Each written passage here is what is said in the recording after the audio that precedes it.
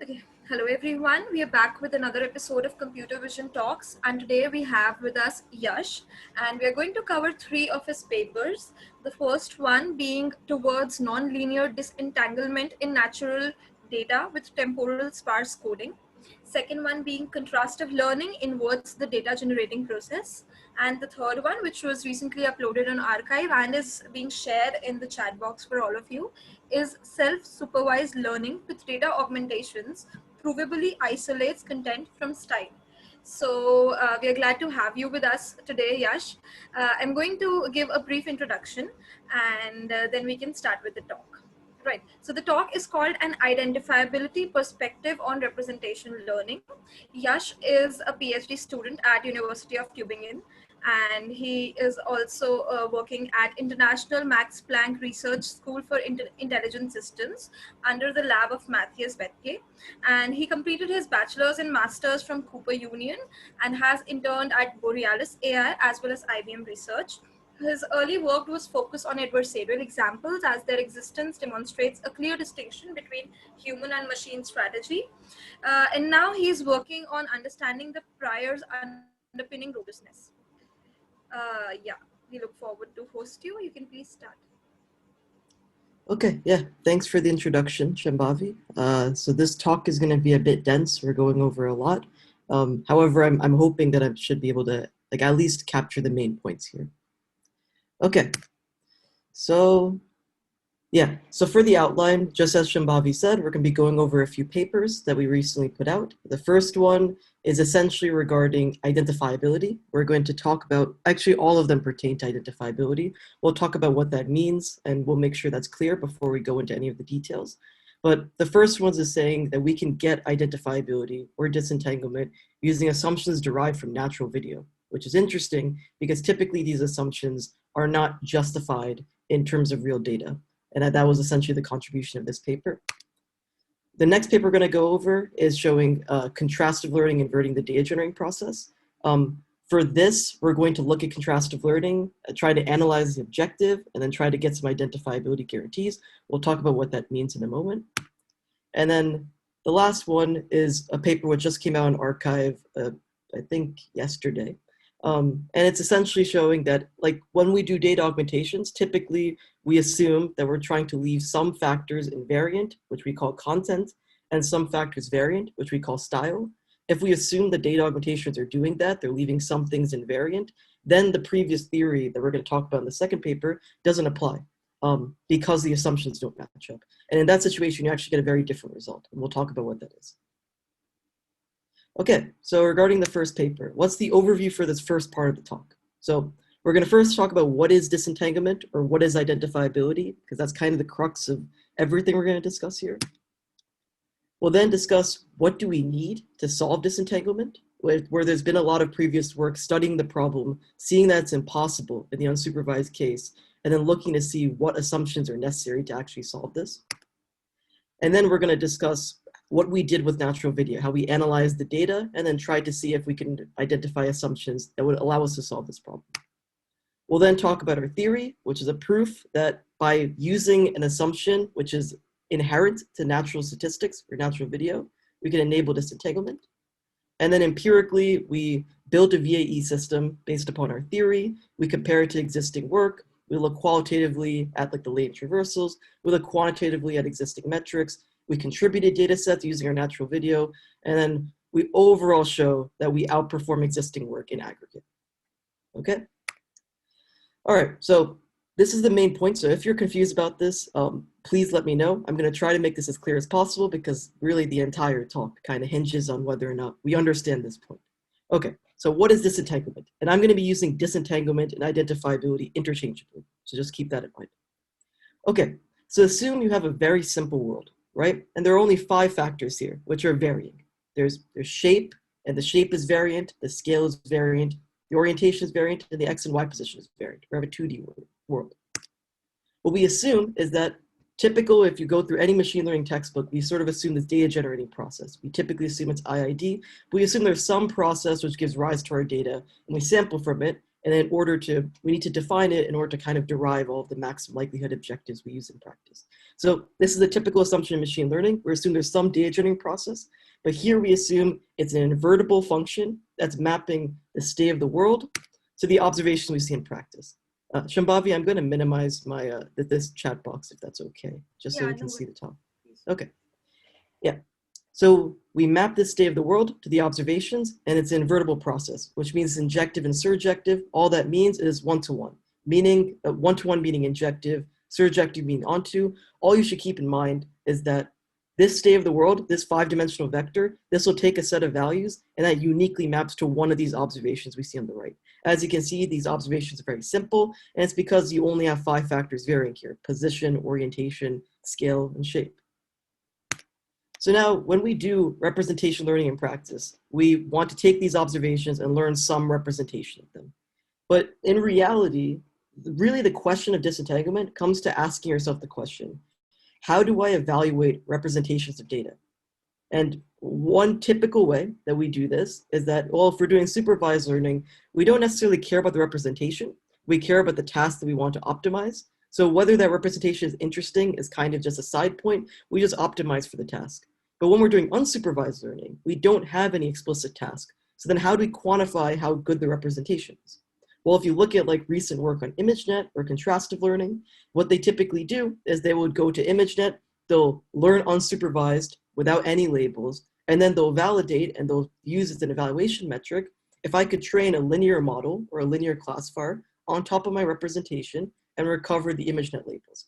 And this is sort of intuitive that, well, if I have a good representation of ImageNet, I should be able to easily map for my representation to the semantics of the data, which is quantified by the label. But then again, there are problems with this approach, right? With images, ImageNet labels are one-hot labels. There's 1,000 classes. There's similarities and dissimilarities between classes, which aren't captured by those one-hot labels. So it's a pretty crude sort of quantifier of semantics. Secondly, if I were to show that my contrastive learning, newest, coolest contrastive learning objective got state-of-the-art performance on a linear classification metric, well, then what if I were to throw that at semantic segmentation, or at instance segmentation, or at any other computer vision task?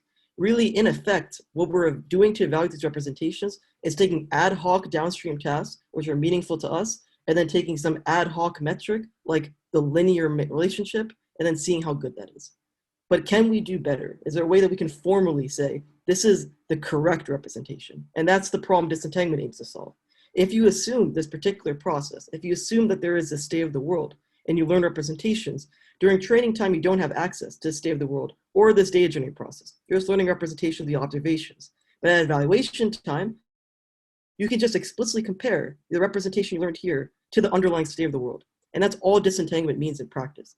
Sometimes people have different definitions that I want each individual dimension here. So I want shape in one particular lane dimension and scale in one particular lane dimension. But there's also works like Geomancer, recently from DeepMind, where they argue that no, we should be considering subspaces. There's a lot of discrepancies in terms of metrics, but overall, the idea is the way that we can evaluate representations in a formal way, in a way that isn't like prone to being dependent on ad hoc downstream tasks, is that if there is an existing state of the world, we can just compare a representation to that and see whether or not, if we pick up on this observation, have we decoded what's unique about this observation, which is what the state of the world implies. If you have any questions about it, I will definitely answer. I hope that was clear.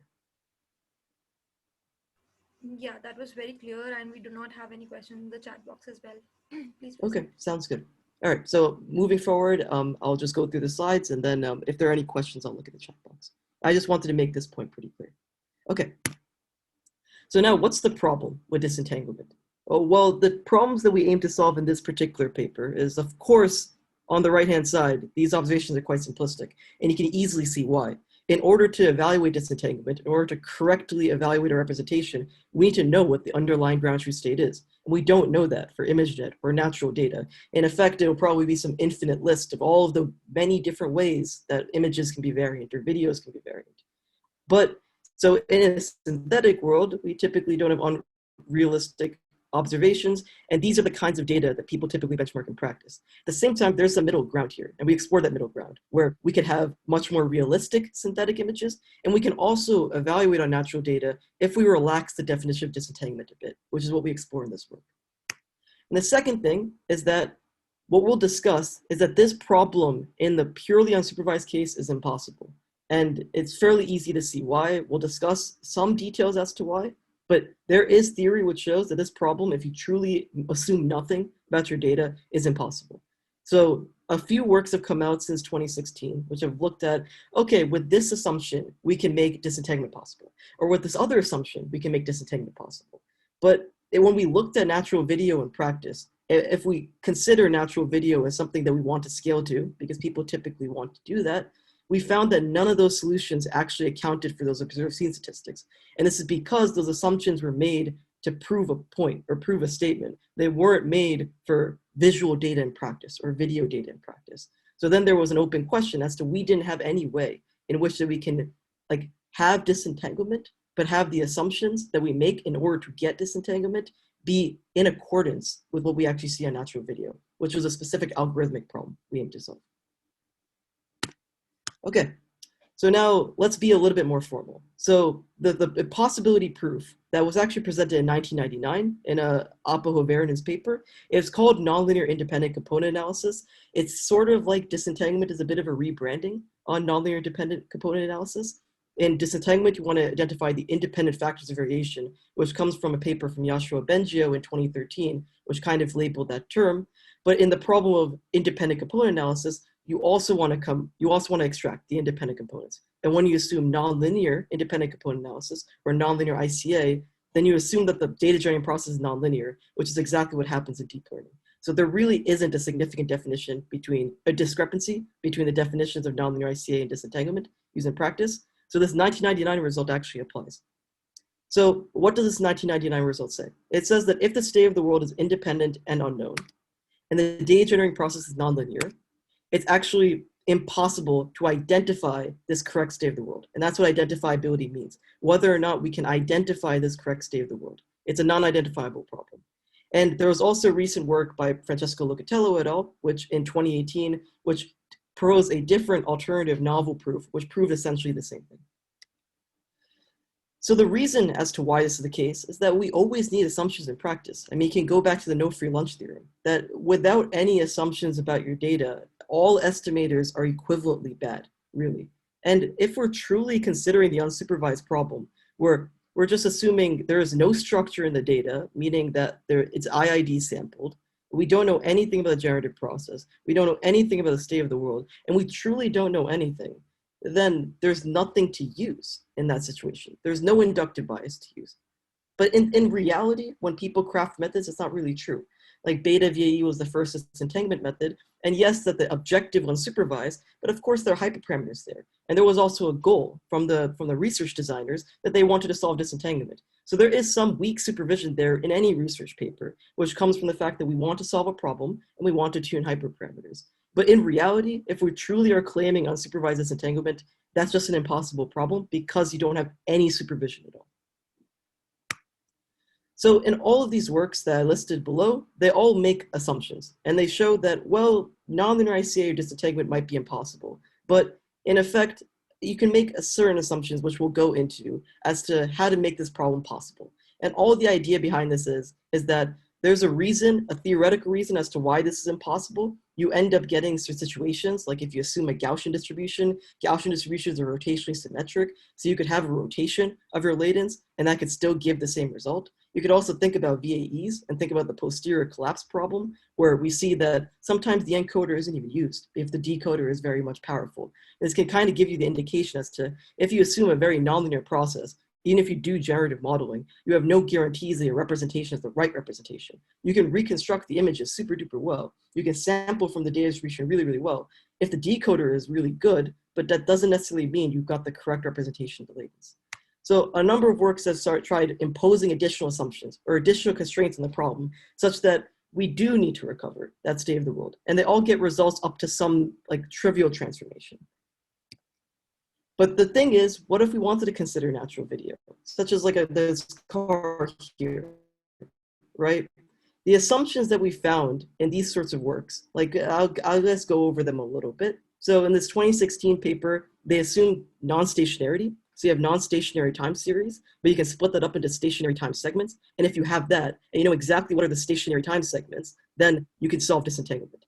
But in a case such as this, in natural video, it's quite complex. Now, obviously, the time series here in video is non-stationary, but it's quite complex to guarantee that you can bin the natural video into stationary segments. It's possible this could be true, but if you were a practitioner, right, and you were to take this video data and you're like, okay, I want to disentangle this natural video data, which makes sense because I want to extract the representations for this natural video. It's kind of synonymous in saying that. Well, and then I say, okay, I want to use Hi, this Yash. 2016 method. Yes, of course. So in this, here G object is only dependent on Z, right? In the previous case, but Correct, yes. but learning algorithm will also impact the G of Z, right? For example, if you use AdaGrad or a different gradient based approach, G of Z will be different for same Z. Okay, I think I didn't clarify things super well. So G object, this G function here, that's what you're referring to, correct? Yeah. Yeah, so this is not a learned model. This is the process which maps the unknown state of the world to the observations you see in practice. F of x is the model that you're actually learning. So f of x will of course be approximate. The evaluation metric is whether f of x has inverted this unknown g of x, and thus the representation which come out of f of x is the actual state of the world. But we don't train g of z. And in reality, in ImageNet, you don't know that. But in these disentanglement benchmarks, you assume some synthetic one. So this could be a renderer, for example. If you're let's say you're doing 3D modeling, G of Z is some renderer, and G of Z is still invertible because as long as it's injective and surjective, it's invertible. But we don't learn G of Z. Did I answer the question? Yeah, got it. Okay. Yeah, so if we wanted to disentangle natural video, and we wanted to take these images and map it to the correct representation, whatever that was, and we were to want to apply one of these theories, what that would imply is you need to collect video data such that all of your time series are non-stationary, but you can bin those time series into stationary segments, which is a hard problem in and of itself. So it wasn't necessarily that applicable if a practitioner wants to actually be able to disentangle natural video. Let's say we then use this 2017 contribution. This 2017 contribution said, okay, well, what if there's a particular autocorrelation here? What if, if I look at the first frame of the video and the second frame of the video, it varies in a particular way? We actually used the same kind of idea because it's a pretty practical way to analyze metrics. What we'll end up finding is that this particular theory makes assumptions which doesn't apply to what we actually saw in terms of the autocorrelation of the video. And I'll elaborate on that once we get to it. And this Locatello 2020 paper, this paper assumes that, okay, if I have a video data or if I have any data, then I know for the theory, I know how many factors are changing. If you look at this video, could you tell me how many factors are changing? Definitely not. If I look at ImageNet data, then I don't know. I don't have a finite list of the factors that I can just say that 20 factors are changing out of 100. This is something we don't know. So in effect, all of these theories do solve the problem, but it's not clear how do you apply them to natural video in practice, easily at least.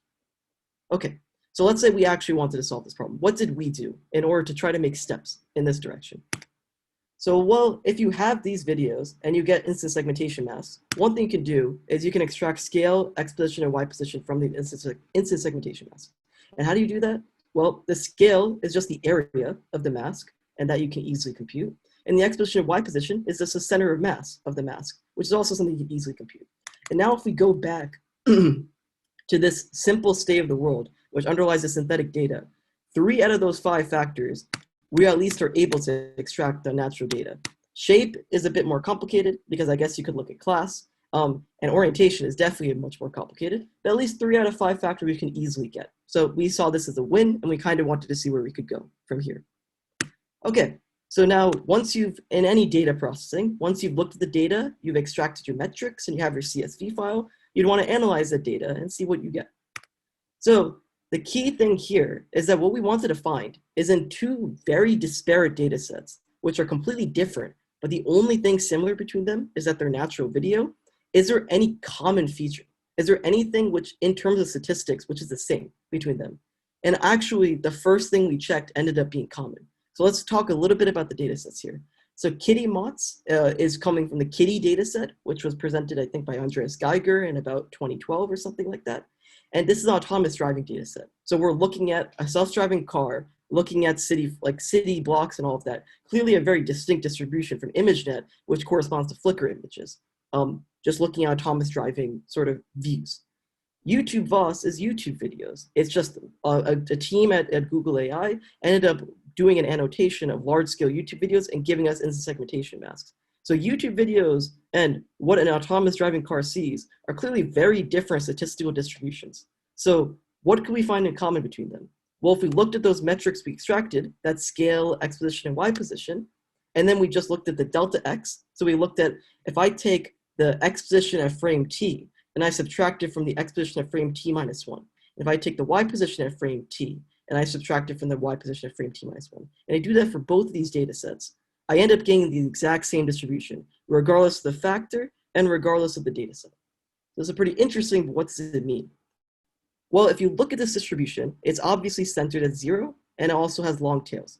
So this is typically called a leptokurtic distribution. Kurtosis, the definition is the fourth moment of the distribution, but what this really means is that typically, if you look at these factors and you just look at subsequent frames, they typically don't change. And the reason why you can see that is that we're centered at 0, and we have a huge peak at 0, because either they haven't changed at all, like for example, the object hasn't moved at all, or the object hasn't changed size. Of course, objects don't change size in practice, but camera position and movement can make it seem like the center or the scale of the mask is different. The object hasn't moved, then none of these things will change, or it's moved very little. And if we look at subsequent frames, if we have a high sampling rate, that's pretty typical, that things won't move a lot in a short amount of time. But sometimes they can move a lot. That's why you have these very long tails. It's a very, very low probability, but there is non-zero probability that sometimes, if I don't know, if like a snake was attacking a human, if you looked at subsequent frames, there's a lot of movement between those frames. So it's not typical at all, but it can happen. So that's why you have long tails here, and that's why you have a peak at 0. So what distribution does it remind us of? Well, it reminds us of distributions which are sparser, have fatter tails than a Gaussian distribution or a normal distribution. And what's the typical distribution for that? The Laplace distribution. So just to talk a little bit as to why this work in particular, this second paper, didn't apply. Again, it's better for a conversation offline because it's the details I don't think I'll be able to get into. But in reality, this paper did also look at subsequent frames and looked at statistics, the autocorrelations between subsequent frames, made an assumption about them, and then proved they can get disentanglement. But what's the problem there? Well, details in the assumptions. So for example, in that assumption that they had there, they don't account for sparse transitions. These super Gaussian transitions that are sparse, which is clearly what we're seeing on natural video, is not allowed because they have some assumption on that the second derivative is always concave down. And this is, if you actually look at the second derivative, that isn't always true. There's a concrete assumption that they make there, which they need for the proof, which only applies to dense transitions or things which are denser than Gaussian. So think, what's denser than Gaussian? A uniform distribution.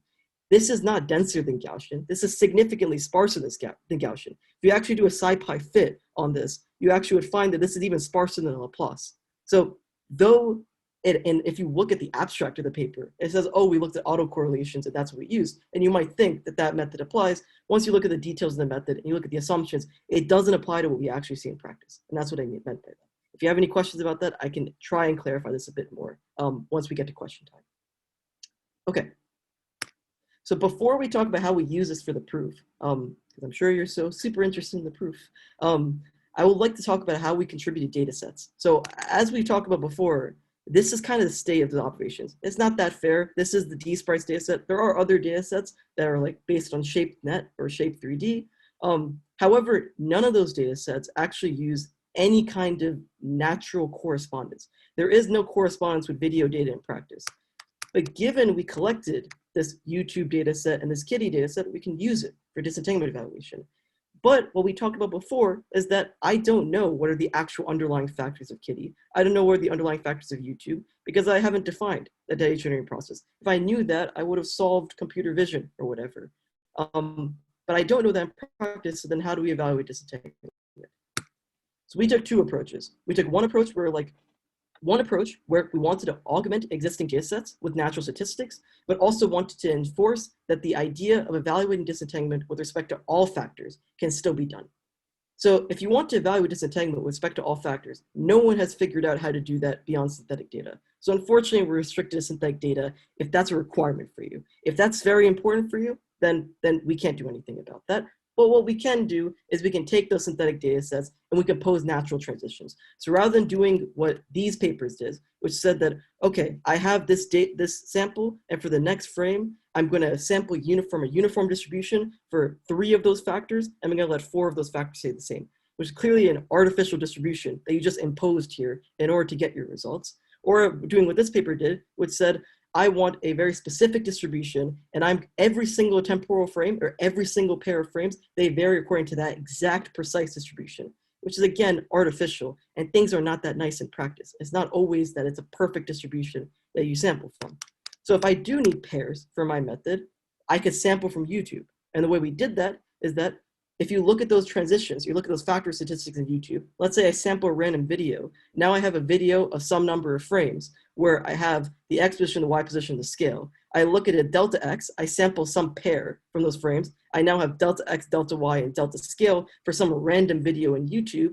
I can take D sprites and I can just have the x position, y position, and scale, which are all factors in D sprites, vary in the exact same way, where the xt minus 1 corresponds to whatever was xt minus 1 in YouTube, and the xt corresponds to whatever was xt in YouTube. And then you get these weird looking transitions that are not sampled from some specific uniform or normal or Laplacian distribution. But if we instead say, okay, I don't necessarily need to know that I've recovered all of the factors. I am okay with the fact that I've only recovered a subset of the factors. Well, then we can evaluate on natural video. In here, we extracted a subset of the factors, right? Scale is variant in video. X position, Y position is variant in video. There's plenty more that's variant in video. So this is not an exhaustive search by any means, but these are some factors. And if you at least want to know whether or not your representation has recovered these factors, which could possibly be relevant for your downstream task. If I, for example, would want to do an autonomous driving application, I think I would like to know how big the object is in front of me, as well as where that object is in the scene. Those seems like typical things that I'd want out of my representation.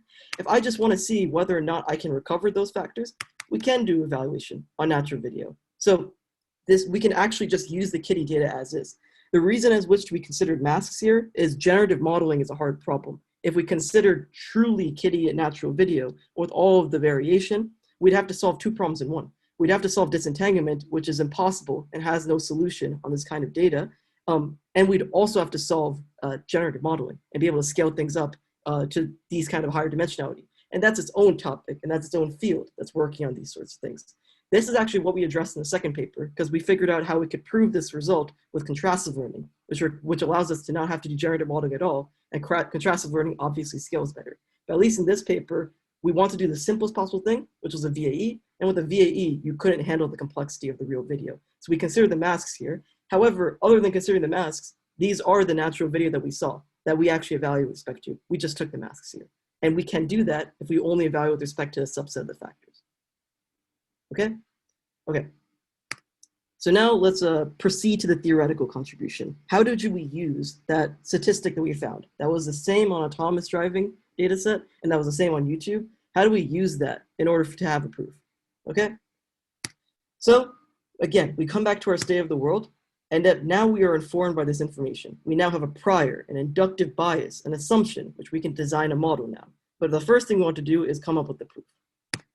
So we assume the same situation, except now, since we're going to use something about dynamics, and these dynamics are computed with pairs, let's assume that we have pairs. This is, of course, something you can assume in practice. Maybe you can't assume on ImageNet, but ImageNet is also artificial in that we've taken video data that's actually video in practice, and we just completely shuffled it and then sampled IID from it. The video is something that's realistic and natural, so it's not that bad of an assumption. But yes, this is something we need. We need to have at least pairs of data frames, okay? And then we want to learn representation from these pairs of data frames. What we're going to show is that using this assumption that these pairs vary in a sparse manner, and if you know this going in, which is what we're going to tell you is true about natural video, you can actually solve the problem. So this is an assumption that actually works, that you can use. And now how? How does it work? Okay, I'm going to try to give away the intuition. I'm also going to try to give the intuition for the next 2 papers we're going to discuss. But of course, it's hard to get a relay proof intuition. So I will try. If things aren't clear, we can talk offline, but we can also consult the paper and look at the details of actually how the math works out, because there's truly mathematical results at the end of the day. But okay, let's go over the intuition. So let's say we have this assumption that these are sparse distributions, right? Objects in nature change sparsely. So now if we were to do a 2D graph and we were to plot x position versus y position, according to this exact transition distribution, we'd see this sort of axis-aligned plot. And the reason for that is that typically, as we discussed, you end up having 0. You end up having no change. So if there is even a change in y, it's very unlikely you'll also have a change in x, because it's already very unlikely you had a change in y. So because of that, you get these axis-aligned transitions. You don't see much density in diagonal areas, because density in diagonal areas is where both factors change, and both factors are individually sparse in their own way.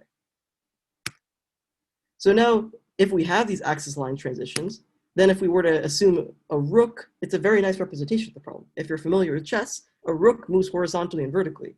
And that's what you get typically with axis-aligned transitions. You get horizontal changes or vertical changes, but typically not a change in both. So okay, now let's assume this hypothetical case where there's this true model, and this true model adheres to this axis-aligned distribution, which means it has a very specific structure. So you can kind of get as to why this gives you a proof. You get so much information out of this. Like this, if I were to ask you, okay, take x position and y position and just draw some lines to denote the pair, you would draw a bunch of random lines if you didn't know anything. And so of course, if you didn't know anything and had to do unsupervised learning, you don't have any structure here to rely upon. But if you assume this might seem like not a big assumption. Objects in nature change sparsely. This is something I'm sure everyone has said. Sparsity is something that we see all the time. And if you watch any Professor Bethge talk, he'll talk about sparsity. This is a very common thing that people say. But that one sentence gives us so much structure, because we go from having no idea what these pairs of points look like to having a clear idea that these pairs of points at least look axis-aligned, which means they typically look vertical or horizontal, which gives us a lot of information here. And so let's assume the true model is like this, these axis-aligned transitions, and the true generator, we typically don't know this, all we know is this, but this is just an example of how it would look. We don't know the details, we just know this. Then if we were to assume that generator, then the observation will look like this. Again, we typically, if we have a movement to x position, we typically don't have much movement to y position. So we have these kinds of transitions. And now let's assume the typical VAE situation. So we'll talk about why that is. Again, VAEs assume Gaussian distributions for simplicity. Gaussian distributions are rotationally symmetric. So the common problem that you'll see is that even if the best results you can get with the VAE, you can't even guarantee this, but the best results you can get with the generic VAE is identifiability up to linear transformation. And why is it up to linear transformation? Because a rotationally symmetric distribution, a Gaussian, is indistinguishable if you rotate it, which means you can rotate the latents, and as long as you assume Gaussian distributions, your model statistically will have no way of differentiating between this and between this, right? So if I learned a VAE, if I didn't have our contribution here, then I could have learned this, even though this is kind of the ideal situation where your encoder is perfect, which means that the best thing you can do is actually get a rotation. But let's assume best case scenario for VAE, that it captures the ground truth latents, it just rotates it, right? And so the assumption that you make when you learn a generative model is that as long as you have asymptotic data, if there's some underlying data generating process underlying your data, then your generative model captures that, which means that these models are equivalent, at least distributionally.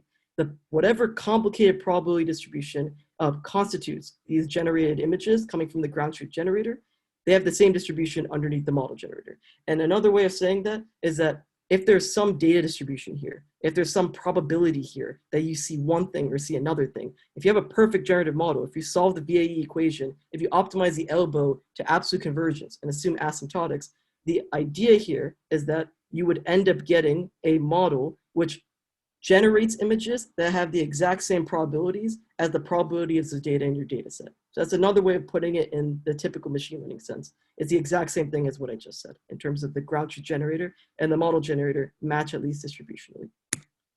But if we were to have this learned model, and if these things match distributionally, this will be rotated. And if this is rotated, then you have your axes like this. If your axes are like this, then these transitions, which were axis line, which are vertical here, meaning if I have a change in y, I typically don't have a change in x. Now they're diagonal. Now they change significantly.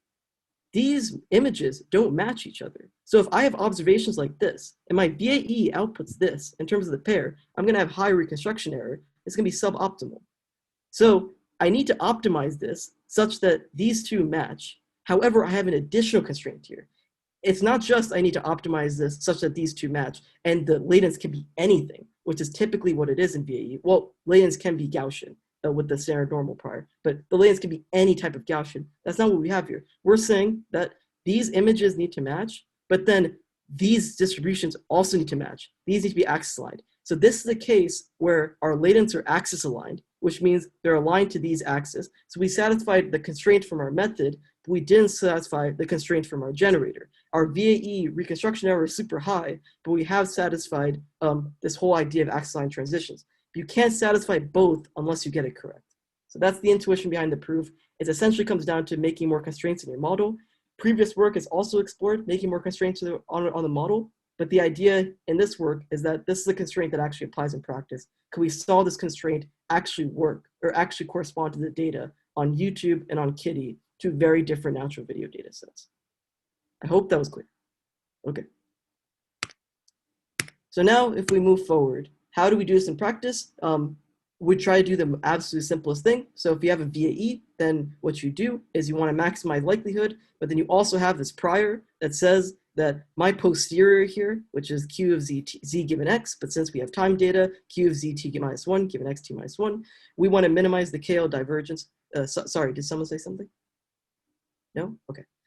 We want to minimize the KL divergence between said posterior and some prior, and typically in VAEs, we just assume this to be the absolute simplest prior, which is a standard normal distribution, which looks like this. That's the prior that we always have in VAEs, reconstruction error plus this KL term, right? We just added additional penalty. So the additional penalty said, whatever distribution we assumed here, this sparse distribution, minimize the KL divergence between the posterior and that. Just like you minimize the KL divergence between for the first time step and the standard normal distribution, you minimize the KL divergence between the second time step and our transition prior here, which is sparse. Again, so our proof applies to any sparse distribution as long as you know how sparse it is, but in practice, we don't know how sparse it is. So we wanted to pick a representative sparse distribution. So we picked a Laplace distribution just for simplicity. Our proof applies to any sparse distribution, but empirically, we didn't want to test an infinite number of models, which all have different number of alphas. We used Laplace as just a parsimonious simple solution just to test our contribution in practice. So what we did here is that just like here, when you optimize a VAE, the log likelihood term turns into reconstruction error, and the KL divergence term turns into some closed form solution that you just optimize when you do VAEs.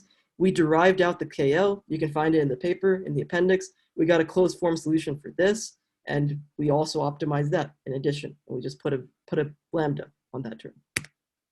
Okay, quantitative results. So if we look at, first we wanted to look at existing data sets in practice, because of course you have the problem of you contribute data sets, you contribute a model, your model does best in that data set, but you also kind of picked your benchmark because you contribute that data set. So it's important to at least test an existing benchmark. So we'll test an existing benchmarks. So as we said before, D-sparse looks like that, and that was the first data set that came out with beta VAE and like the first disentanglement work. So we compared to that PCL work. So PCL was that paper which also assumed autocorrelations, but theoretically didn't apply to sparse situations. And then added VAE was that work which assumed they knew how many factors changed. So we compared to those two previous works that all made different assumptions when those assumptions actually didn't apply on natural video. We compared to them. So if we assume a sparse distribution, which is the theory, which we showed theoretically their theory doesn't apply to sparse distributions, and of course, it's completely different from the assumptions of this work, which assumes that a subset of factors change, and those factors change uniformly. What we observe is that our work was better. So we saw empirical confirmation for the theoretical argument we made previously. But if we also now look at the uniform transitions, our model has no reason to work. And the reason it has no reason to work is that we made the assumption that the transitions are sparse, because in video data, the transitions are sparse. But if we now go with the assumption of this work here, which is uniform, then this work should apply, but our work shouldn't apply. But interestingly, we found that our work still outperformed this work. So Possibly this comes down to our optimization is simpler since we just added another auxiliary penalty and we just do VAEs like typical. But there's no theoretical reason why this should work, but it does work, indicating some robustness to mismatch, which we'll see also in the contrastive paper, that the theory applies in a specific scenario because you need that for theory, but empirically you can deal with mismatch. Okay, if we look at qualitative results, we'll see all of the latents are at least correspond to one of these factors. So of course, perfect disentanglement is difficult. And also, if you have 5 factors, but you have a 5-dimensional latent representation, then yeah, maybe you'll get perfect disentanglement, but we typically don't have that. So typically when people evaluate disentanglement, they fix their latent dimensionality to something like larger than what the ground truth factors are, such as 10. So then you have more latent dimensions than ground truth factors. So you do see some repetition in practice, but you at least want to have each factor in at least an individual latent. And what you can see here is if you look at scale, this is clearly a latent traversal. So what a latent traversal is you take this particular latent, I guess this is latent 5, you fix the rest of them, and then you just vary that latent, and then you sample from your generator. This is something we can only do with a generative model. So it's a benefit that you get of learning a generative model in that you can look at latent traversals. But yeah, if we do that, if we fix all latents and we only vary this latent, we can see that this latent represents scale because only varying this latent causes everything to stay the same except for scale. Y position is also nicely fit into one latent. X position is also nicely fit into one latent. Rotation is difficult, and we found that with all methods, rotation is very difficult to put in one latent. You can think about why, and that rotation is a sinusoidal quantity, and it's quite difficult to map that to a single continuous variable. But anyway, we saw that multiple variables encoded rotation. And also for shape, we also saw that multiple variables encoded shape. Shape is also not an easy factor. It's discrete, it's categorical. When we use VAEs, we use continuous latent representations. So some of these latents require their own solutions for, which we hopefully elaborated on well enough in the paper. That's open for future work. If you just use generic VAE, you're gonna have problems with shape and rotation. But with continuous factors like scale, Y position, X position, it works great. Okay. And now we have this qualitative figure. I'm not going to go into too much detail here because it might be hard to understand. But what we did here is we color coded on shape. So if we had like the square shape in D-sprites, then it's a purple line. If we had the circle shape in D-sprites, it's a blue line. And then we looked at each individual ground truth factor and we compared it to the latents. So on the y-axis here is the ground truth factor shape. So if we vary shape and only shape, which means that if we look at our images that we actually see in practice, for this purple line here, then it's just every other latent is changing, except we always have a square, right? And that would mean this purple line, except here we always have a circle, etc.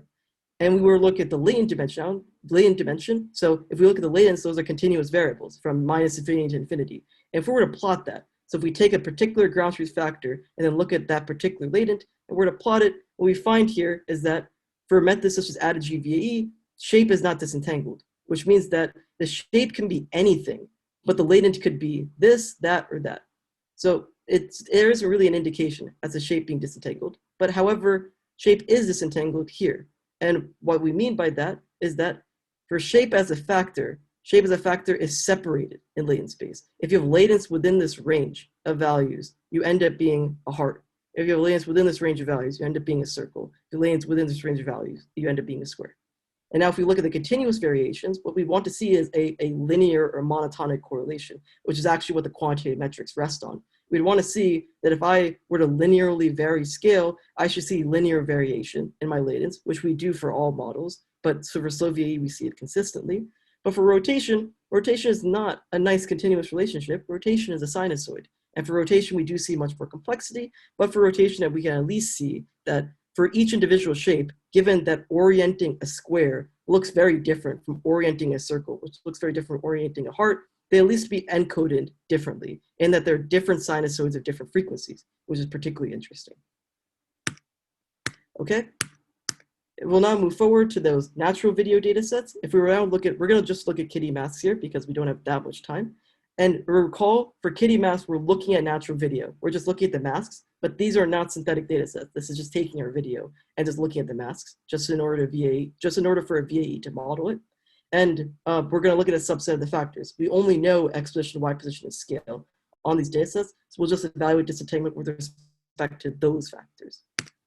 And if we look at that, we see that all models perform pretty well because, I mean, x position, y position, and scale are the easy factors in a sense. But we can see that with statistical certainty or statistical significance, if we train a bunch of random Cs, we look at all metrics, we average across all of them, and we plot error bars, we are better than existing work with statistical significance, which is meaningful. Okay, and then if we look at Kitty and we want to look at the latents, we can see that scale is in one latent, x position is in one latent, y position is in another latent.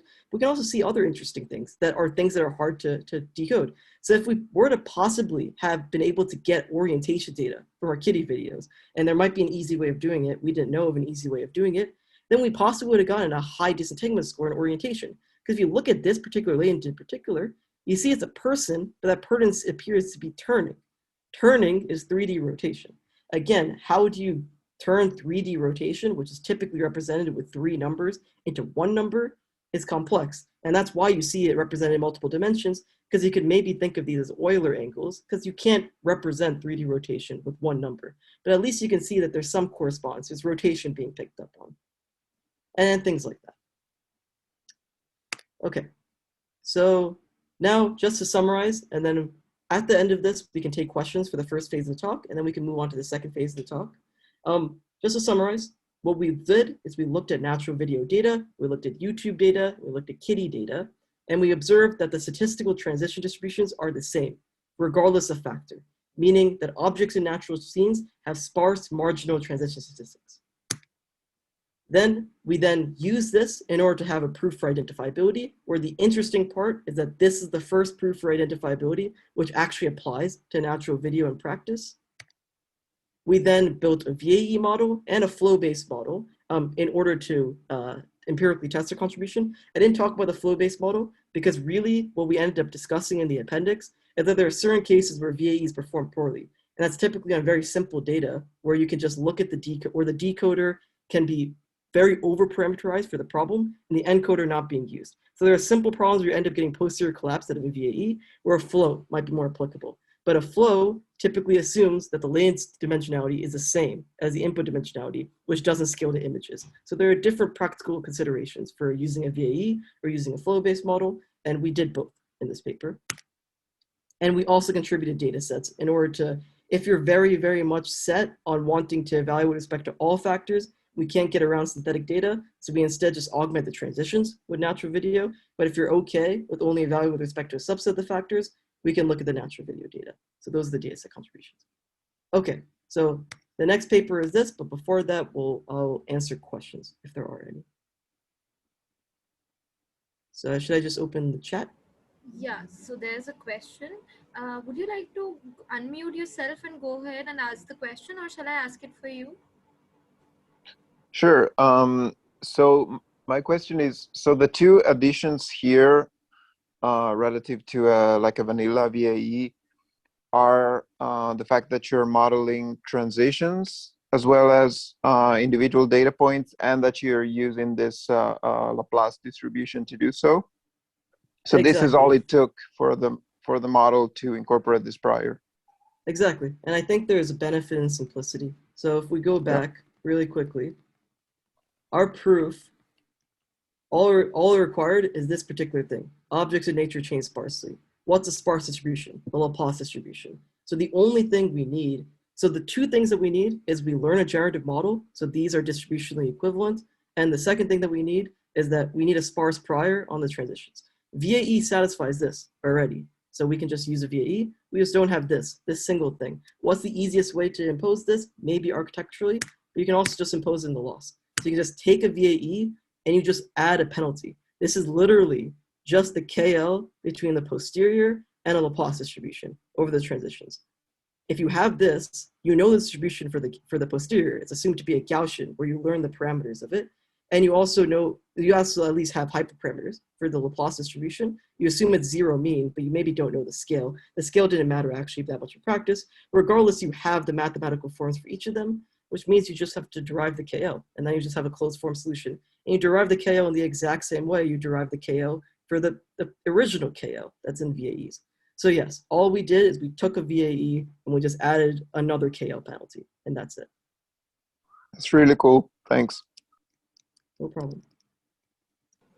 Great. So I'm assuming no more questions and we can proceed. Okay, sounds good. All right. So the major interesting components about this paper and so we'll first talk about where it comes from, and then we'll talk about what we actually showed. So regarding this paper, we're obviously the same group. So we came from this contribution where it's like, okay, it was natural video, we see sparsity, we added sparsity objective to VAE, and we saw nice empirical results. But then this thing was kind of annoying. The fact that we had to make things simple in order for the VAE to model it, because scaling VAEs to ImageNet complexity or something like that is just very hard. But the thing is, what works the best on that data? I talked before about how the ad hoc downstream task of just looking at linear classification on ImageNet has its own problems, but it's also informative in some respect. And what we're seeing here is that the easiest way in which to learn a model without significant compute is to do contrastive learning. Is take some simple data augmentations, you apply them, and then do contrastive learning. You can just use one of the best encoders. You don't have to do any pixel-wise decoding, and you get a nice representation. And I'm sure you guys have heard the paper SimClear, for example. It's extremely simple framework, and it works very, very well. So that's one way that's computationally feasible for an academic lab to do to hopefully scale to data like this. So can we look at contrastive learning? Well, unfortunately, the theory in this paper assumed two things. It assumed that the objects vary sparsely, but secondly, that you have a generative model.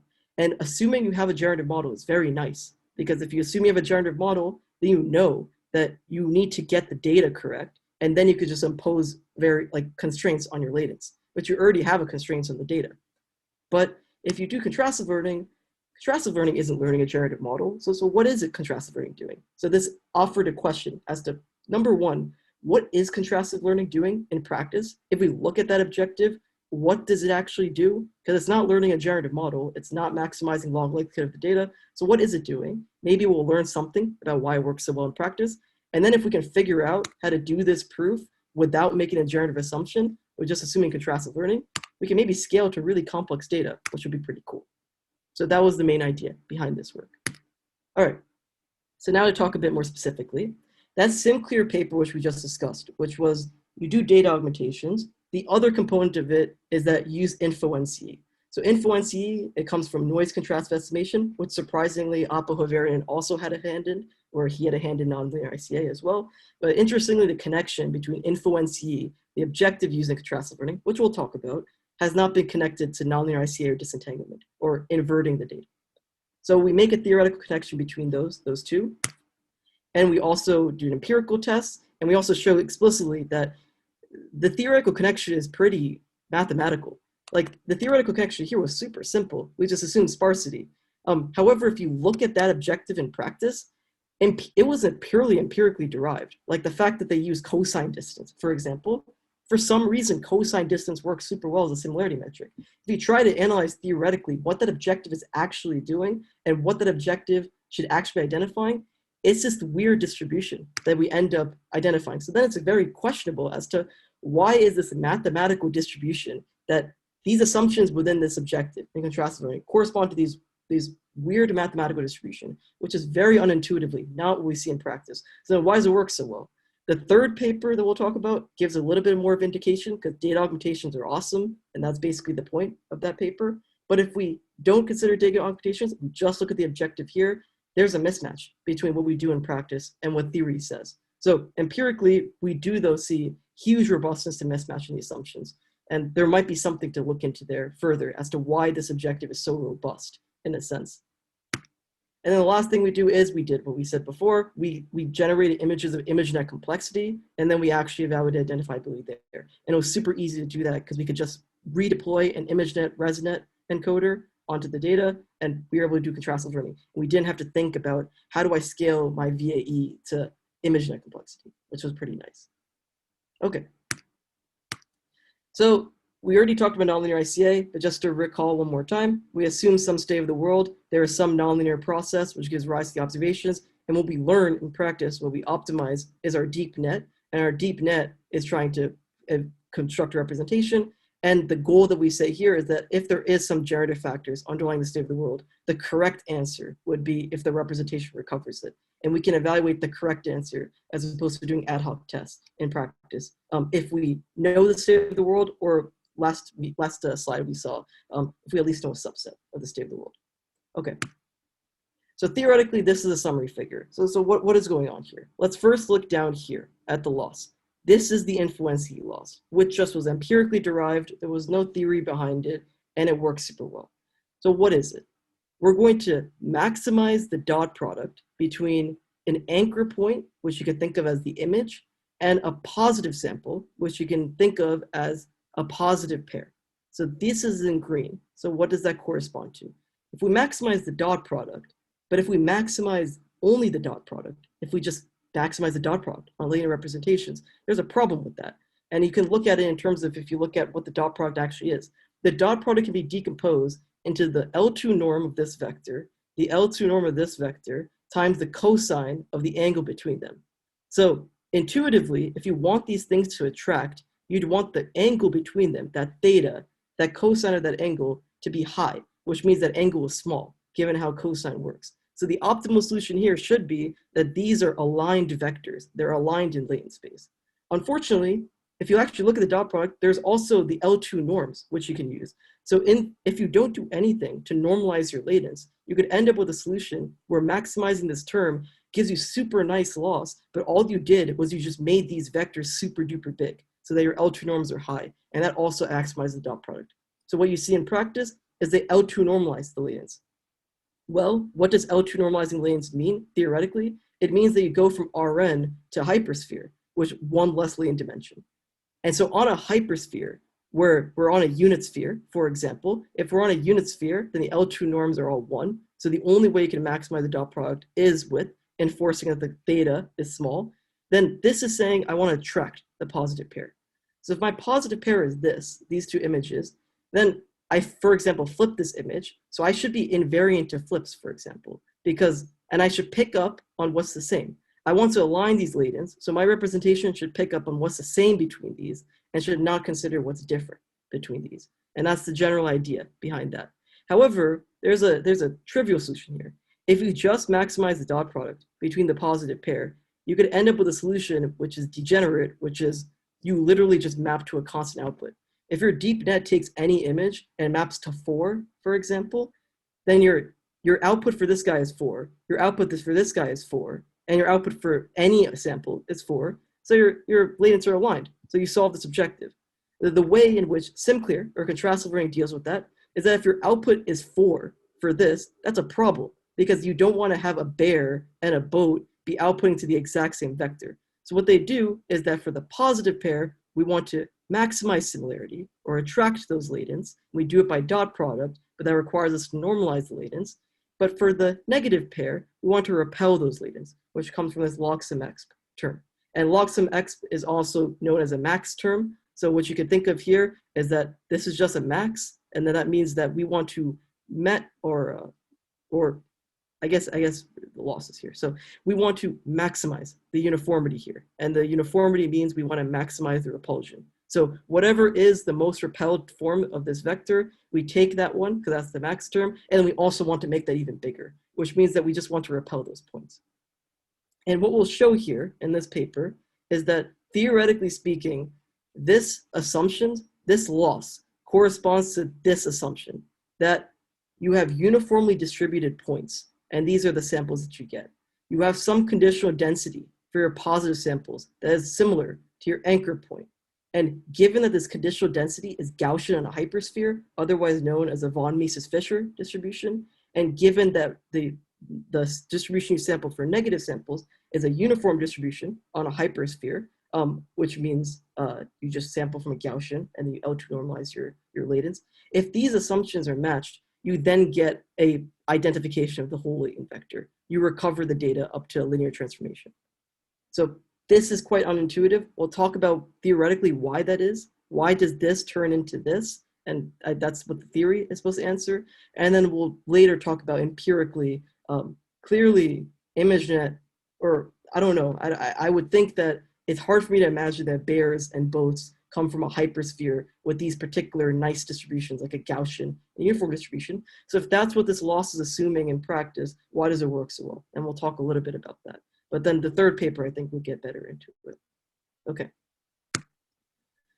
Okay, so I'll try and discuss this. Again, this is theory, so it's hard to allocate or to elocute intuition. If you have a question, I can try and answer questions at the end. But also you can try and take a look at the paper and just look at how the math works out. But what's the theoretical statement? What are we saying here? Well, if Z is a hypersphere, so that's all this notation means. If Z is a hypersphere, which means this kind of space, for example, the ground truth marginal distribution meaning if I were to sample any of these latents, not condition on anything, if I assume that's uniform, so uniformly distributed about the hypersphere, the conditional is a VMF distribution. Equation 2 here is this. A VMF distribution is this. It's just maximizing dot product. But in reality, it's just think of it as a Gaussian, a normal distribution on a hypersphere. If that conditional is a VMF distribution, and the mixing function is differentiable and injective. If it's smooth and injective, then nonlinear ICA is possible. And if the assumed form of the model distribution is as defined here. So I'll hint as to why this is the case.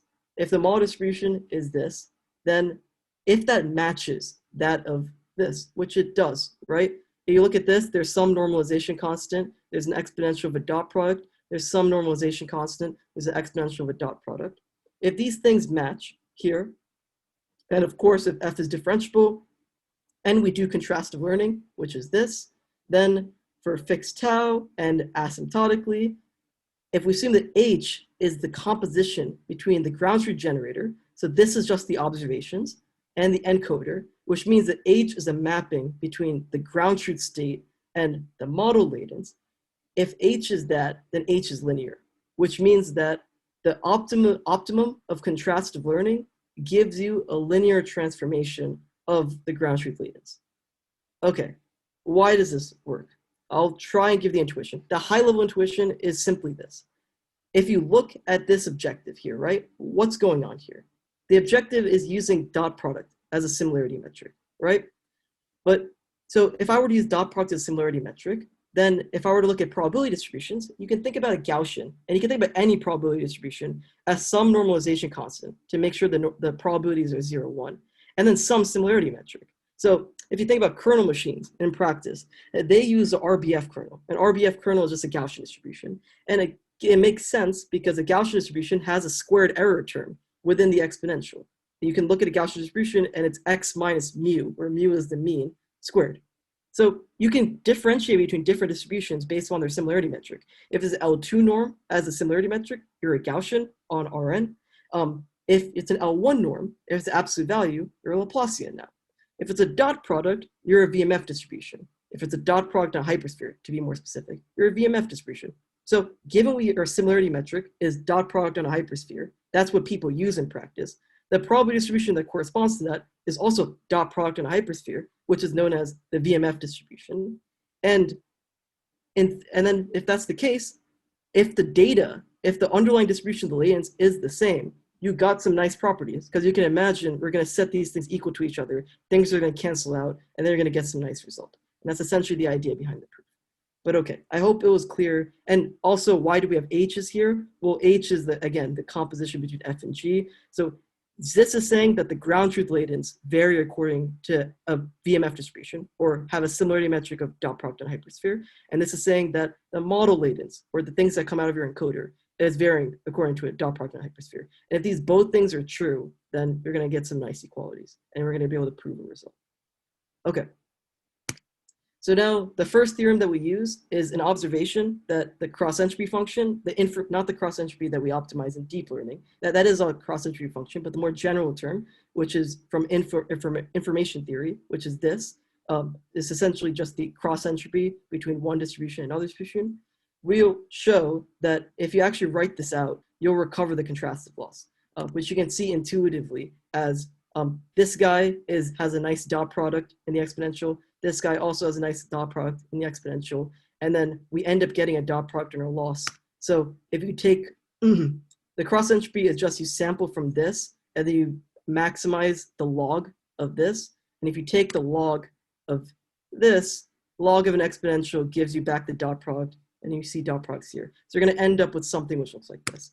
There's just math which writes out the cross entropy, and you end up getting back the contrastive loss.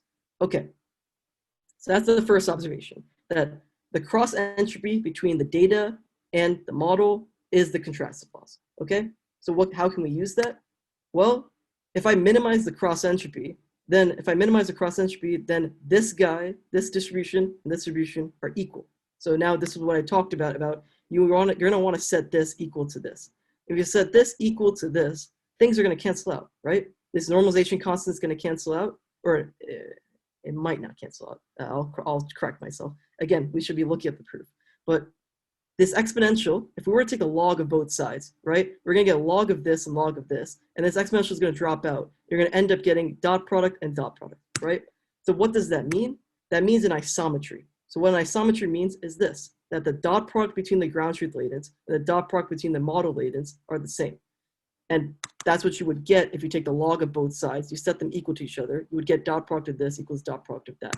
So it's intuitive as to why you get that. So now, okay, what are we doing here? What is the point of an isometry? Well, then we can reapply an existing result. So there is an existing theorem called the Mazur-Ulam theorem, which all it says is that if your relationship is an isometry, then it's a linear transformation. And technically that applies to Rn. It doesn't apply to hypersphere. The idea is the same. So we derive the exact same thing for hypersphere. But the idea there is just that if it's an isometry, if it maintains distance, if the dot product is the same, you can kind of think about metric learning. If the metric is the same, then it's a linear transformation. So that's how we get our theoretical result. Okay. So hypersphere is very unintuitive, but that's actually what the influency in practice corresponds to. We'll talk about why this could work. We don't have answers as to why it does work, but we do have an answer as to what theoretically it's doing, which doesn't tell us much about ImageNet, but it is something. But it'll be interesting to consider, I don't know, a more interesting space. So if we consider what we think of in practice, we always use Rn typically, right? But in deep learning, we use continuous variables because we think of them as like real variables that we don't assume that all of our latents are unit norm or L2 normalized. We just think they could be anything, right? And when we deal with Rn space, we have x-axis, y-axis. It's all nice. It's Euclidean space, right? So when we think about position and x position and y position, that's also very Euclidean quantity, where x position you move in one axis, y position you move in another axis. These things in a hypersphere get very complicated. So dealing with Rn is complicated, but dealing with a convex body in Rn is simple. So a convex body, just think of it as you assume something like a hypercube or something, which if like you deal with renderers or something in practice, like a particular variable, if you assume that it's not bounded, if you assume they can go from minus infinity to infinity, it's hard to deal with it. Like how do you define a function which can deal with variables that go from minus infinity to infinity? Well, you can, but if like, let's say we're building a renderer, for example, or if like we're rendering sprite images, we typically assume a grid, right? And it's like, okay, my x is from -3 to 3, my y from -3 to 3. So if we assume bounds on our latents, we now have a convex body, but it's basically Rn. We can think of it as Rn. If we assume a convex body, then the original influency doesn't work, but the same thing, except we replace the dot product with this delta metric, and the delta metric corresponds to distribution, that works. And what we're going to end up seeing, I'm not going to go through the details of the proof because it's not that interesting, but what we're going to end up seeing is that all we're seeing is this, is that if we assume a hypersphere and assume dot product, that corresponds to a similarity metric being cosine distance. If we assume a hypercube or a convex body, and we assume normal distribution as meaning the latents vary in a dense way, and they're all bounded, that's what this means. And why I'm saying it's more intuitive, because I can actually give a description for this, that the latents are all bounded and they vary in a dense way or in a Gaussian way. Then that corresponds to using L2 norm as a similarity metric for your positive pair. And if I assume that the latents are bounded, but they vary according to a Laplace distribution, meaning they're bounded and they vary sparsely, a la the first paper that we talked about, which is actually what we see on natural video, then that corresponds to L1 norm in the similarity metric. And this is, I think, the practical thing you can kind of identify. If you look at your data and you're like, okay, my data live on a hypersphere, typically that's not going to be the case. Typically you're going to want to pick one of these, right? It's a convex body, or they're just they're just continuous latents, but they're like Rn, and there's some bounds on them.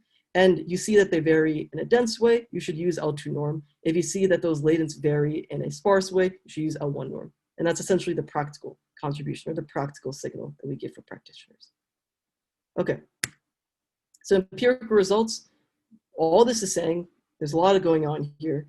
The only result that matches our theory is this result in this entire table. That's why you see a check mark here and you see X marks for the rest of them. The check mark corresponds to if the space is a sphere, if the marginal is uniform, if the conditional is a VMF, and for the model, if you're using influence Y, meaning a cosine distance, you're also assuming the space is a sphere. You're also assuming the model conditional is a VMF.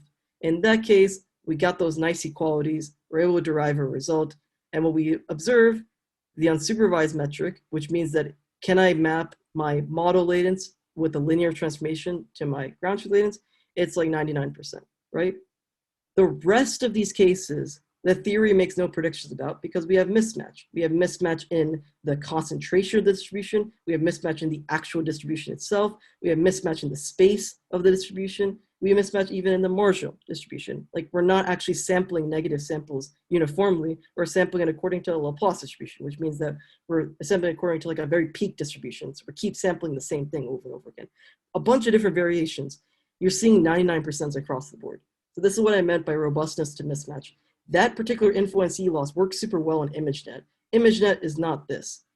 But what we also see is that in all of these other cases, it still works well. So there is an unexplained thing, which I think will be very interesting to look into further practice, as to why is the influence E loss, or why is it more robust to use that particular objective with that alignment term and that uniformity term with the dot product as similarity metric. It just came out of thin air in one of those papers. You analyze it, you get some very weird theoretical assumptions, but it seems very robust. So if someone could look into that robustness and kind of try to explain it, that would be an excellent future work. That's an excellent idea for a research project, at least in my opinion. But okay, we see that robustness to mismatch, which definitely highlights that ImageNet result because clearly there's going to be mismatch on ImageNet, but the thing still works well. We also have, like, this is going to be too hard to describe, but we also have a metric which is describing, really quantifying this mismatch. So what this means here is that if I take the distribution my theory assumes here, and I then look at the distribution I'm actually going to test in practice. So if it's a uniform distribution, perfectly uniform, then the amount of probability mass I need to transmit or transport from the original distribution, uniform distribution, to a uniform distribution is nothing, is 0. So, but if it's very uniform, it's very small. It's like 0.05. It's like, if it's like a Laplace distribution, or not even Laplace distribution, if it's something like a Dirac delta, where it's just a peak at one point and 0 everywhere else, then you're maximally different from a uniform distribution. And then the amount of probability mass you need to transport, the amount of things you need to do to change the uniform distribution to get a Dirac delta is 99.99%. There's a mathematical formula for this. You use the integral. That's the intuition behind that. And what we can see here is that we can vary the, what's it called? We can vary, if we look at this point here, right, where the R² score, the regression score, we're getting 99% score. So we're still have a linear transformation. This point corresponds to 97.45 of the percent of the probability mass of the uniform distribution has to be transported for that model distribution. So this is going to be something like a very, very peaked Gaussian or something like that. And this ends up working very well. You only have a tiny drop off. You only see things dropping off once you probably get to Dirac deltas and things up here. But all of these results, where none of them is predicted by the theory, you see a flat line here, which means that we have mismatched robustness. It's just another way of saying that. Okay, and we also had results in the convex body case. You could take a look at the paper for why that's more interesting. And then we also did that kitty data set that we looked at before. And what we observed here is that the method does work better, and it's actually more robust to variation in the delta t. So delta t is something we didn't talk about before, but there's a design decision as to whether or not you take subsequent frames, or you take frames after 5, or every 5 frames, or every 10 frames, or whatever. And what we found with the VAE is that the VAE likes it when you take 5 frames distance, or 10 frames distance, or 15 frames distance. And you can maybe pin that down to, again, this is just like hypothesizing. you can maybe pin that down to the fact that the VAE produces blurry outputs. If you ever work with a VAE in practice, it produces blurry outputs. If you actually look at subsequent frames, then the subsequent frames look extremely similar. And if you're producing blurry outputs, it's possible that they're getting blurred to the same point.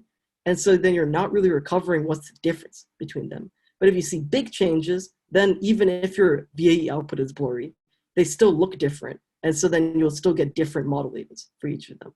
So at least if we look at slow VAE here, we can see that if we had a smaller transition, which doesn't matter for the theory, but matters for the VAE, then yeah, our score is way worse than, our score is way worse than if we made a bigger change. But we don't see that with contrastive learning.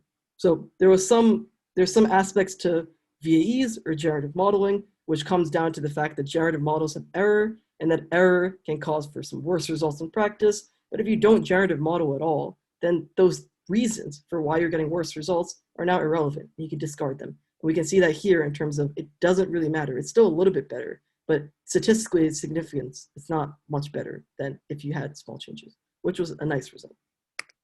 Last thing, which I think is the coolest thing, we can render three-dimensional realistic images or 3D space realistic images of ImageNet complexity, meaning 224 by 224 by 3. We can have a bunch of complexity here where we vary position, which is typically easy, but we also vary 3D rotation, which means these are the Euler angles here, and then you're varying 3D rotation. We can also have a spotlight here, which casts a shadow on the teapot. We can also vary the hues of the spotlight, of the object, of the background. There's a lot of variation here, which is all significantly more complex than what we were dealing with the VAE. And what we observed is that the results are pretty good still in practice. But what we also do observe is that maybe influency isn't always the best thing to do, because influency, which corresponds to you assume a sphere and you use a dot product as your similarity metric, doesn't do very well on a data set which is like this, where clearly these lands are not on the sphere. It's definitely a hypercube. It's bounds because you have to input this to a Blender renderer, and your conditional is Gaussian. In that case, this metric doesn't work very well. Or this objective, the typical influencee that we always do in contrastive learning, doesn't work very well, but changing it does work well. So there still is a mystery as to why this method, this objective works well in ImageNet when it's hard to think about all those lanes being distributed on a hypersphere. But yeah, at least there are scenarios where there is alternative contrastive losses that you might want to consider. And that comes back to this practical consideration of, if you know something about your data, you might want to not use influencee, and you might be able to get better results. And this is an indication where you actually get pretty bad results if you use influencee, but better results if you use the same objective, but just replace a similarity metric with something which makes more sense for your data. Okay, so that's the second phase of the talk. If anyone has any questions, I can answer them. No, I guess we can proceed. No questions. Okay, sounds good. So I'm only going to spend a few more minutes here, so it's not going to be too much longer. I wanted to at least discuss a little bit about ongoing work. So the first paper we talked about, the second paper we talked about, and those two have been published, the first at ICLR and the second ICML. But what are you doing now, or what are we doing going forward? So one thing which is active project right now is there's clearly a relationship between disentanglement and object-centric learning. So if you're not familiar with object-centric learning, or if these three names aren't familiar to you, the point in object-centric learning is our world is composed of objects. So you can definitely deal with the exponential complexity of our world significantly easier if you represent the world in terms of objects, because then if the objects just shift, the pixels look very different, but your representation is still the same. And the idea of factoring the world into objects is what those methods try to do. If you want to factor the world into objects, that's quite similar to wanting to factor the world in terms of its underlying latents. All this means is that rather than there being a single object, there are multiple objects. It is difficult to generalize a theory because anyone who's theoretically minded here, we're dealing with unordered sets here, which is kind of difficult. Unordered sets because there's no order to objects. It's not like a green circle comes before a red square. Like they can be interchangeable. And when you deal with unordered sets, math is harder. But we're trying to extend the framework to object-centric methods. We also did extend the framework to data augmentations, and that's actually the paper that just came out in arXiv a day ago, and we'll then talk about it. So this was joint work with Julius von Kogogen, Luigi, and a bunch of other people. Essentially, the idea is, given we just talked about the ICML paper, this is clearly building upon it. You can look at the data set and you can see this looks very similar to the data set we use in that work. And we can also see there's an identifiability result. So let's talk about this paper with respect to that previous paper, just for understanding. So in that previous paper, what we assumed for the theory is that we just wanted to come up with a theory which matches the objectives we see in practice. And that those objectives we see in practice are these perfect type of distributions. So like the marginal distribution is independently uniform. There are no dependencies within the lanes. Secondly, the dot product corresponds to a VMF distribution or a Gaussian distribution on a hypersphere, which is all of those latents are varying and they're all varying independently and they're all varying according to the same distribution. So all of these things are unrealistic. And these are all unrealistic assumptions that are in influence if you want to think about it that way. And all we wanted to prove there is what influence is assuming. But now let's think more practically, right? If we actually do data augmentations in practice, what's the key thing that we assume in data augmentations? What's the thing that you hear about contrastive learning all the time? Well, in SimClear, what they talk about is, well, we do random crops, but if we do random crops, then what we find is the latents encode color, because typically the color is invariant across random crops. But so that's why we do random crops and we do color distortion. If we do both of those things, we get good performance under our linear classification task. So what was the idea? What is the intuition that implies? The intuition is that implies is that we pick data augmentations such that we can make what's invariant be the class label or be the semantics. We want to make what's irrelevant or what's we don't want picked up on or we don't want to be a shortcut like color or like a position or something like that as style, meaning as variant, which is very different. If we looked at that previous work, what we said is that if the distribution is perfect, then contrastive learning recovers you all of the information. But in this case, when we use data augmentations, we're explicitly not trying to recover all the information. We're trying to pick data augmentations such that we could only recover some of the information because we assume that some of the information is useful, okay? So that implies this kind of graph. This graph where rather than assuming this like single line injective process, we have a partition in the latents. We have some latents which don't change, which we assume are useful, which is content. And we have some latents which do change, which we assume are not useful, which we're trying to discard, which is style. And we can also impose dependencies here and not make the artificial assumptions of independence that we saw in the previous paper. So we now allow for dependencies within the latents, which we assume is very realistic. And we actually make provide some intuition as to that in the paper. Like for example, a bunny camouflages, so which means that the object hue, the bunny's hue, and the background hue are dependent because as we go from winter to spring, a bunny changes its color. So a bunny changing its color is dependent on the background changing its color. Those aren't independent. And that's just one example of dependence in practice. You can think of physical dependence as well as a typical thing. So dependencies exist in reality. We now account for dependencies. You can have any kind of dependence. The style could even be dependent on content. And then we also reflect the intuition behind data augmentations, which is you try to leave what's important invariant and you try to make what's not important variant because you want to discard it. We prove that that's actually what happens. So if you actually leave some factors invariant, you don't actually recover everything like what we would have in the perfect case. You actually do only recover the content, and we have a proof for that. And then we also came up with a data set, which is also very realistic in terms of visual complexity, but now has causal dependencies because causal dependencies are more realistic, such as this. It has different class variables, not just the teapot. We have different class variables which we can condition on because, for example, the bunny might want to blend into the environment, but the dragon might want to stand out from the environment. So different identities, different people behave differently, different animals behave differently, and that reflects that. We render this data set, and then we impose data augmentations, which is doing both all of SimClear. We can run SimClear as is, so data augmentations and the loss, and then we find that, yeah, it does identify the content. Because the thing is, if you do random crops, position is variant and rotation is variant. If you do color distortion, color is variant, which means the only thing out of all of these variables, which is invariant now, is class. And what did they find in ImageNet? That we have good classification results. So this gives us an indication as to what's going on. Those are the only two augmentations which are necessary because color discards these guys and what's it called? Random crops causes these guys to be variant and discards these guys. And the only one left is class, and then we could get good classification performance. And that's what we actually saw at ImageNet. So this is theory, and this is identifiability work that is definitely more in correspondence with intuitions and reality than the previous work. And we're, of course, trying to always make our things more realistic. Okay, and then just to end, since we're talking about causality, there is a recent work which could be able to connect identifiability with robustness. Intuitively, if you care about robustness, then disentanglement does make sense because you want to at least understand your model.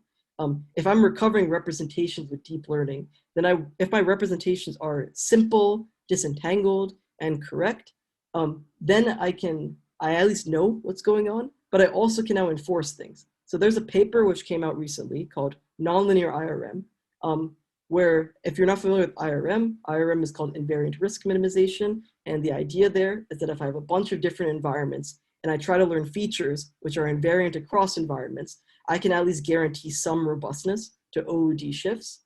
This paper said that, well, they can only guarantee robustness to OOD shifts in linear settings and in very small specified linear settings. They were able to generalize that OOD robustness result to the nonlinear case by using nonlinear ICA.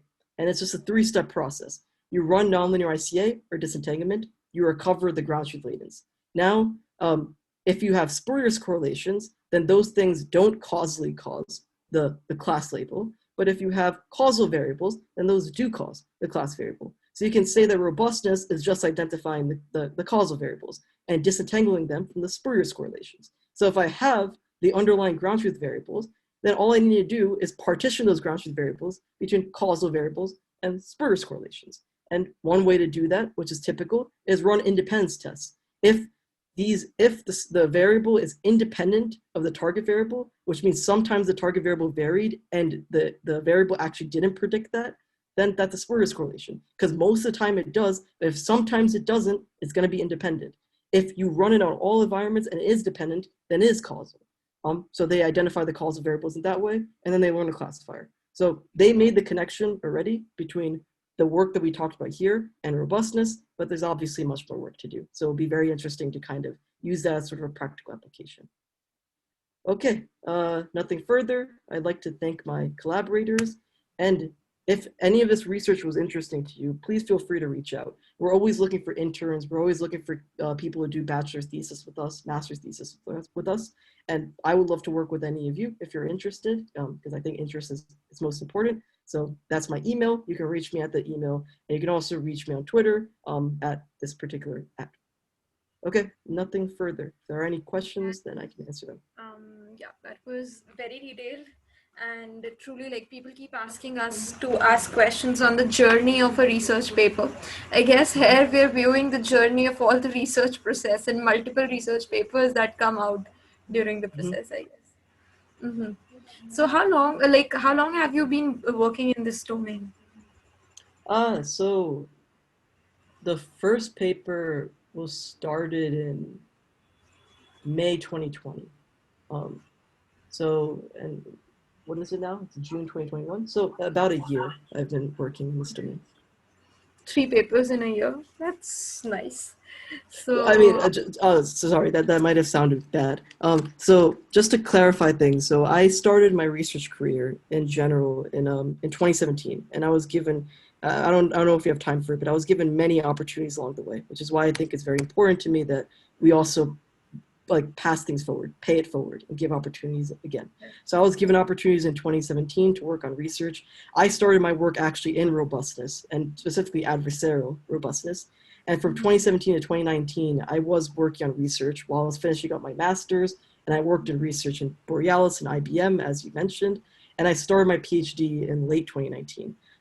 So starting 2020, I did pivot towards realizing how important identifiability is and then kind of working on that. So yeah, it was, I guess, 3 papers in a year, but I also had, I think, 3 years before that to learn to be a researcher. And I guess the main idea I'm trying to convey is that just get started. And also the number of papers really isn't meaningful at all. I mean, if you do a single paper, but it does something unique, that's all you really need for a PhD or to stand out from the crowd and make your career. And the way you don't need to do that right now. Like Ian Goodfellow didn't come up with GANs the first day he started research, of course. He worked on a bunch of things, and then it just happened. And for example, if you do think that 3 papers is impressive or good, that definitely derives from a 3-year journey of starting from like someone who knew nothing about research and working on research for 3 years before that. So just get started, and please don't feel pressured about the implied competition in this field. Just get started, and definitely people are willing to give opportunities. I'm definitely willing to give opportunities as much as I can. And yeah, as long as you do something cool, that's enough. Mm-hmm. Since you say that you started from scratch, you didn't know much about research. How did you ended up deciding that research is where you want to be? It's a good question. It's honestly pretty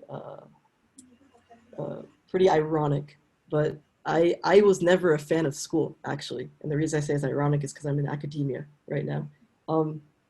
The reason why I went into research is because I just found computer science, or what we were learning in school, data structured algorithms, boring in a sense.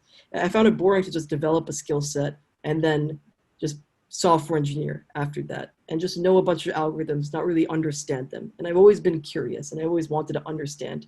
And I've always also wanted to move beyond the core curriculum and try to do something on my own. And I think that I started that in university. So before I started research, I participated in hackathons, which I'm sure that plenty of you are exposed to in your universities, just because it gave me some like a hands-on experience that like I'm actually learning. I'm not just taking classes and taking tests. I'm actually learning something, and I can actually apply it. I've always wanted to apply it. And then slowly I transitioned to, I don't want to just apply. I want to determine something new. And that's definitely the difference between application or engineering and research. So I think just personality-wise, and it was kind of a natural progression for me to get into research. So my next question would be, if you had time to reflect back and give some advices, what would be 5 things, or say like what would be things you would tell to someone who is going to start his or her PhD? I think I somewhat answered this question before, but I guess I can give a much more specific answer this time. I would actually, given I already gave somewhat of an answer as to starting off in research, I'd say 2 things. So first, just harkening back to that previous answer, please don't feel pressured. It's not what the criticism in your mind of like, I don't have as many papers, or I haven't done this, or I don't know anything. It's typically not how other people see you. And even if other people see you that way, there really isn't, you shouldn't feel like there's a competition between you and everyone else. And you shouldn't really be counting the number of papers. It's fine if you only have 1 paper. If that 1 paper is interesting, it's better than publishing 10 papers that aren't interesting. And it's really more so about what you learn. And if you learn something, if you go into an interview, for example, people aren't counting your papers or anything like that. They just want to talk with you and see, okay, as long as you have the prerequisite knowledge and it seems like you have interesting ideas, we'll hire you. And so then that isn't really about like stacking papers on your resume. It's more so about understanding what you're doing. So please don't feel pressure to just pump out papers and go in this crazy rush of submitting to every conference. So that would be the first thing I say. The competition and the pressure that you feel is in large part internal, and in reality, the only thing you should be aiming for is learning, in a sense. And then the second thing is that, again, harkening back to what I said before, eventually you'll come up with your unique expertise. But it's probably not going to happen that day 1 you start research and then you come up with GANs or something like that. That's not how it goes, typically. So I know it can get, so I was at least in that position when I started my PhD. I felt like I just did 3 years of robustness research. So I actually spent the first year of my PhD trying to do anything different from people in my lab, as well as the work I did before. Because I was hell-bent on trying to be unique, because I was definitely being impacted by the perceived competition that I had.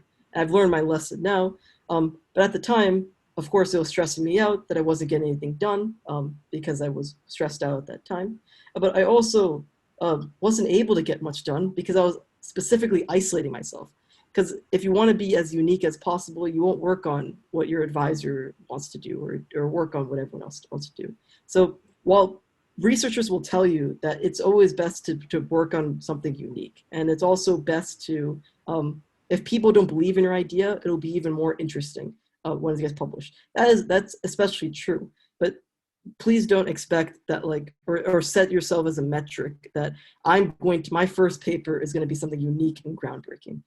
Just get started, try using your resources around you. If your advisor isn't very much involved, work with other students.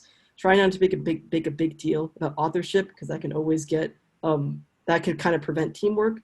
Work in a team, and then eventually the whole point of a PhD is that you become more independent and you find your unique direction. So I guess the summary of what I'm saying is that the reason why you're stressed out is internal. It's not really a reason to feel stressed out.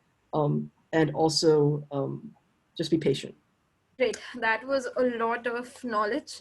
I'll make sure I share this this post of yours on my Twitter as well for research interns and research projects. I'm glad to host you, and it was a great experience. Lots of learning. Thank you so much, Yash, and we hope to see more and more good work from you. And yeah, we'll stay connected and get in touch in future for more interesting work. Yeah, thanks for hosting me. This was very fun. Yeah, thanks.